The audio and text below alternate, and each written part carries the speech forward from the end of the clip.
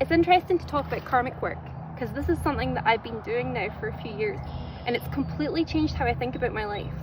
So even from the first moment that I started to learn about being an Akashic Records reader, and there was like an epiphany moment, like, oh, okay, some of the decisions that I need to make on a soul level are very different from the decisions that would be acceptable on a societal level, you know, like, hey mom, I'm gonna do this now, that sort of moment.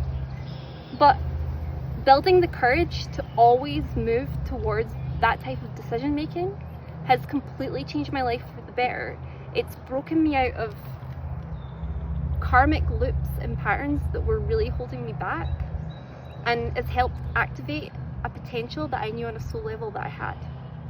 So as someone who's done a lot of past life healing, you need to know about the source of the karmic loop so that you can address that and make different decisions.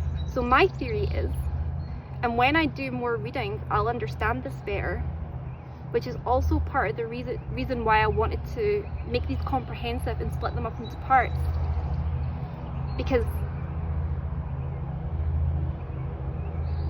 everyone who receives a report, all the reports in the series, will have a clearer understanding of the things that they need to do to move towards claiming their spiritual power and gnosis. Gnosis is about having knowledge of your direct connection to source and your inner knowing.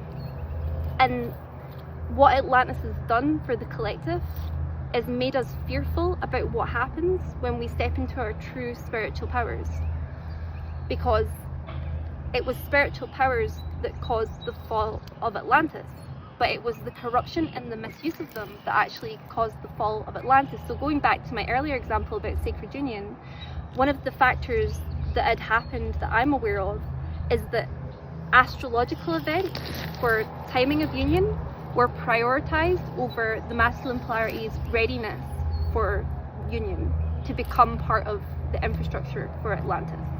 So clearly that's a form of corruption, right? And that was the type of Atlantean mentality that had built over time, because people weren't afraid of their power. They actually had a lot of hubris about it. And we're building a new earth now. And even though it doesn't always seem obvious every day that a new earth is coming, believe me, a new earth is coming.